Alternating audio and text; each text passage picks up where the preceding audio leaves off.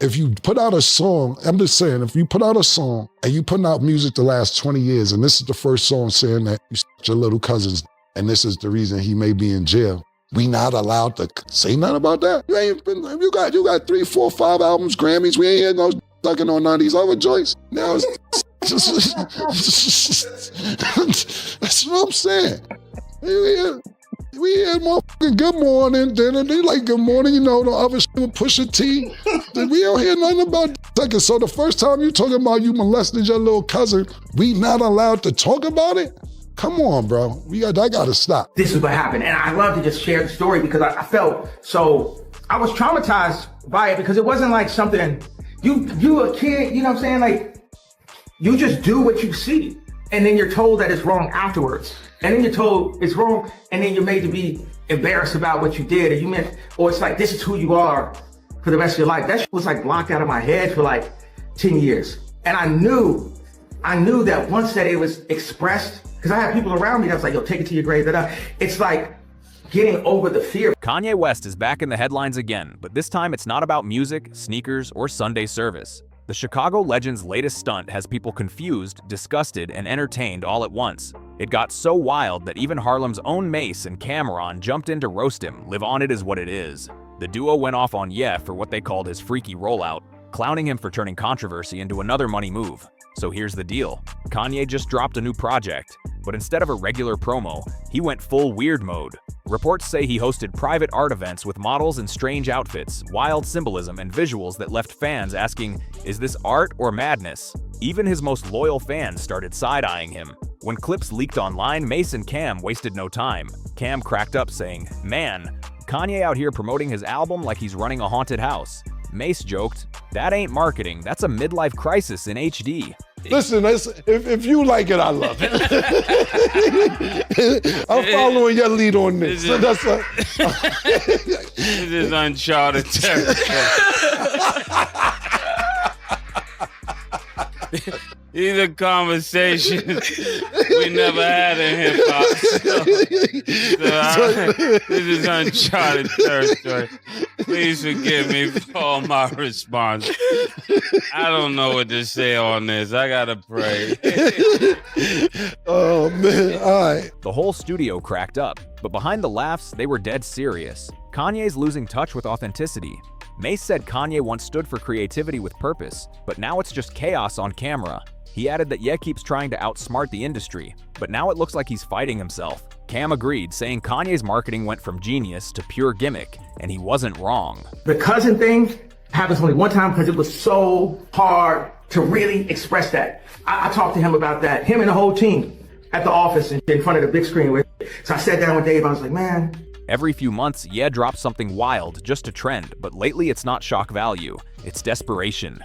The real sting came when Mace and Cam mixed comedy with truth. Cam looked straight at the camera and said, Kanye's problem is he don't got nobody around him who will say, bro, chill. That hit hard because it's real. You hear what he said about you? Yeah, that's why I'm talking to you. Because I don't usually talk to who once they I don't go back. I don't go back and forth once you admit you That's just me. Well, real quick, just for context, can I read what he said? Because the audience is probably like, but what did he say? So Ye, in a deleted tweet, he said, how Cam say I'm doing anything bad for Chicago? Chicago loves me. I love Cam. It's niggas like you that had me shook to release the song, but I ain't scared of y'all type of niggas. And thank you for making Dipset. You're a god. And you, by the way. And I got on my $2 million Dipset belt as I tweet. It might have been a phase. The old Kanye had people who kept him grounded. Now it feels like he's surrounded by yes men and bad ideas. Fans online backed them up instantly, flooding Ye's posts with clown emojis and memes, calling his rollout a freak show nobody asked for. In a world full of real issues, this looked less like art and more like attention chasing gone wrong. Kanye's been pulling wild stunts for years, from dressing like a robot to marrying a woman who looks just like his ex. Controversy's basically his brand now, but this latest move might have finally crossed the line. Even Mase, usually calm and spiritual, couldn't hold back. He said, this ain't about art no more, it's about ego. Kanye's been selling himself more than his music. Cam jumped in saying, bro, I used to see Kanye as ahead of his time. Now he's stuck trying to shock people who stopped caring. That line hit hard because it's true. What's up with your son, man? He's still your son, that's my nephew.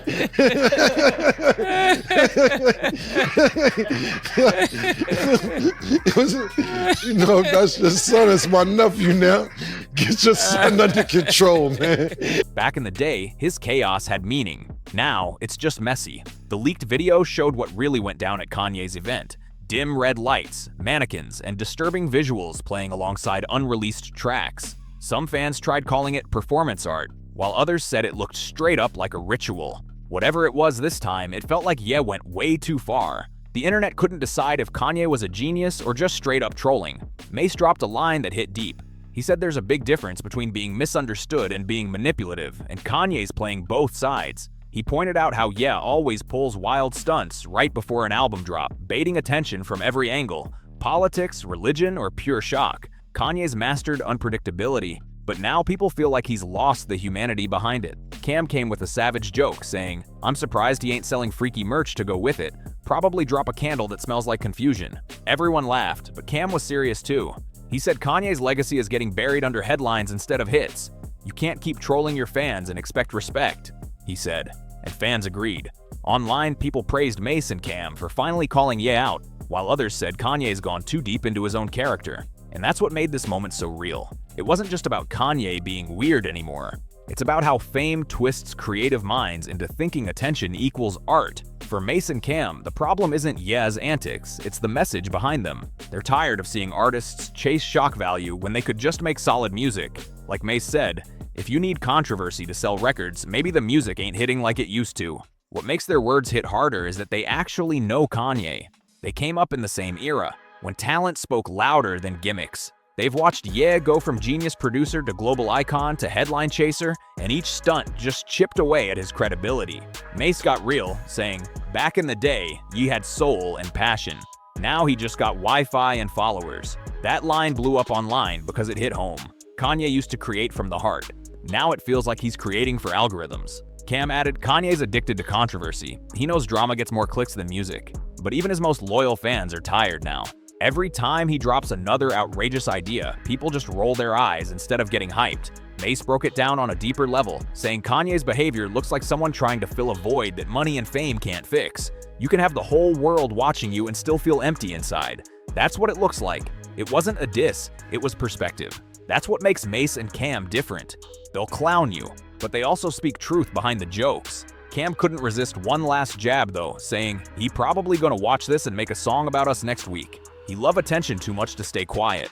The audience cracked up, but fans knew he wasn't lying. Kanye lives off being talked about even if it's criticism. The clip went viral instantly. People started posting side-by-sides of Kanye's old videos versus his new promos, saying, "This ain't the same yet." Even longtime supporters admitted he's gone too far. One fan wrote, "He used to push culture, now he just pushes buttons." But Mace and Cam weren't canceling him. They were reminding Kanye that his real power came from authenticity, not antics. Mase said it best, "You can't preach genius if you lost your balance. You can't lead when you've lost yourself." This wasn't hate, it was tough love Harlem style. The kind that doesn't sugarcoat but still comes from respect. When legends like Mase and Camron call you out, it's not clout chasing, it's accountability. These are men who've lived the highs and lows of fame. They know what it's like to be idolized, to fall off, and to rise again.